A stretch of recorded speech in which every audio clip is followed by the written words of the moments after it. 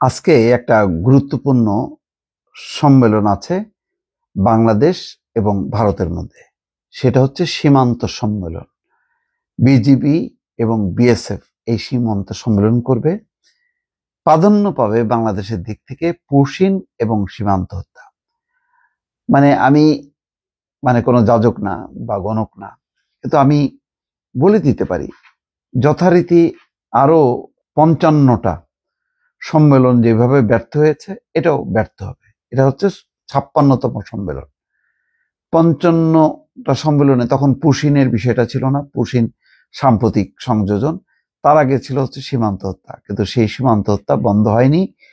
এটা সীমান্তে শূন্য মৃত্যু একটা কমিটমেন্ট, সেটা ভারত কখনো রক্ষা করেনি। যেখানে হাসিনা সরকারের সাথে এত চমৎকার মধুর প্রেমের সম্পর্ক, সেটাই যখন নাকি বাংলাদেশ ইমপ্লিমেন্ট করতে পারেনি। অবশ্য বাংলাদেশ তখন খুব মুখে মুখে বলতো, কিন্তু খুব সিরিয়াস ছিল না। এবং এটা নিয়ে কখনো শেখ হাসিনা ভারতের মাটিতে যে সংবাদ সম্মেলনে বা নরেন্দ্র মোদী সামনে এই সীমান্ত হত্যা বন্ধ করতে বলেছে এমন খবর কিন্তু কখনো পাওয়া যায়নি। তাদের ওই বাণিজ্য বৃদ্ধি, তারপরে যত রকম ট্রানজিট সুবিধা, ভারতের সুবিধাগুলো বাংলাদেশে কিছু সুবিধা পাবে, ওইটা নিয়েই তাদের ব্যতিব্যস্ততা ছিল।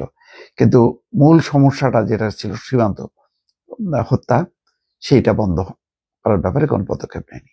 আর এখন তো আরো মারাত্মক, যে সমস্ত যত বাংলা ভাষাভাষী আছে ভারতের বিভিন্ন প্রান্তে, বাংলা ভাষাভাষী এবং একই সঙ্গে যদি তার পরিচয়টা হয় মুসলমান, ধর্ম মুসলমান, ভাষা বাংলা, বাস কথা নেই, সে বাংলাদেশি। তাদেরকে এনে এমনকি প্লেনে করে উড়াল দিয়ে নিয়ে আসছে। যদিও এখন তীব্র অমর্ত্য সেন, নোবেলজয়ী অর্থনীতিবিদ ভারতের, তিনি বলছেন যে আমার জন্ম তো ঢাকায়, আমাকে ঢাকায় পাঠায় দেওয়া হোক। এটা খুব রাগের সঙ্গে বলছে, কারণ ভাষার বিরুদ্ধে যেইভাবে একটা যুদ্ধ শুরু করছে নরেন্দ্র মোদী, এটাও হচ্ছে তৃণমূল কংগ্রেসকে টার্গেট করে, কারণ জানে যে বাংলা ভাষাভাষী মানুষ বিজেপিকে পছন্দ করে না। তো সেটাই একটা রোষ, তারা ক্ষোভ ঝাড়ছে বাংলা ভাষাভাষীদের বিরুদ্ধে। তো বাংলাদেশের বারবার প্রতিবাদ সত্ত্বেও বিভিন্ন সীমান্ত পয়েন্ট থেকে ভারতীয় কর্তৃপক্ষের অব্যাহতভাবে পুশিন করায় ঢাকায় অনুষ্ঠিতব্য বিজিবি বিএসএফ মহাপরিচালক পর্যায়ের 56তম সম্মেলন নিয়ে সারা দেশে আলোচিত হচ্ছে। এবারের ডিজি পর্যায়ের সম্মেলনে সীমান্ত হত্যা, মাদক এবং অস্ত্র চোরাচালান এবং অন্যান্য আন্তঃসীমান্ত অপরাধমূলক বিষয়ের পাশাপাশি পুশ ইনের বিষয়টি আলোচনায় স্থান পাবে। সোমবার থেকে বৃহস্পতিবার পর্যন্ত 4 দিন ব্যাপী এই সীমান্ত সম্মেলন বিজিবির সদর দপ্তরে অনুষ্ঠিত হবে। ভারতীয় সীমান্ত নিরাপত্তা বাহিনীর মহাপরিচালক দলজিৎ সিং চৌধুরীর নেতৃত্বে সীমান্ত নিরাপত্তা বাহিনীর একটি উচ্চ পর্যায়ের প্রতিনিধি দল 4 দিনের সম্মেলনে যোগ দিতে আজ ঢাকায় আসছেন। বিজিবির প্রতিনিধিত্ব করবেন DG major general Mohammad Ashrafuzzaman Siddiqui. BSF এর এক বিবৃতিতে বলা হয়, ভারতের অগ্রাধিকারের মধ্যে থাকবে বিএসএফ এর যে আন্তঃসীমান্ত অপরাধ দমন, বাংলাদেশিদের দ্বারা তাদের কর্মীদের উপর আক্রমণ প্রতিরোধ, সীমান্তের কাঁটাতারা বেড়া নির্মাণ।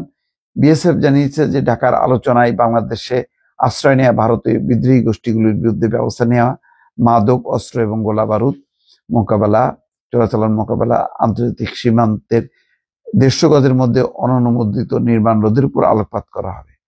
তো এইগুলি হচ্ছে ওদের এজেন্ডা, কিন্তু সেই এজেন্ডার মধ্যে নাই যে পুশিন তারা বন্ধ করবে। পুশিনের কোনো প্রসঙ্গ নেই। বাংলাদেশ থেকে যে সমস্ত অপরাধ হত্যা মামলার আসামিরা রাজনৈতিক আশ্রয়ের ব্যানারে ভারতে আশ্রয় নিয়েছে, তাদেরকে ফেরত দেয়া, এইসব প্রসঙ্গগুলো নেই। তো এই প্রসঙ্গগুলো বাংলাদেশ কর্তৃপক্ষ কতখানি আনবে, আর আনলেও সেগুলির কোনো সমাধান হবে, মীমাংসা হবে, এটা আমার বিশ্বাস হয় না। ফলে 56তম যে সম্মেলন, ওই 4 দিনের সম্মেলন, খাওয়া দাওয়া বনভোজন, এইটা ছাড়া এর বেশি কোনো অগ্রগতি হবে বলে আমার মনে হচ্ছে না। দর্শক ভালো থাকবেন, আল্লাহ হাফেজ।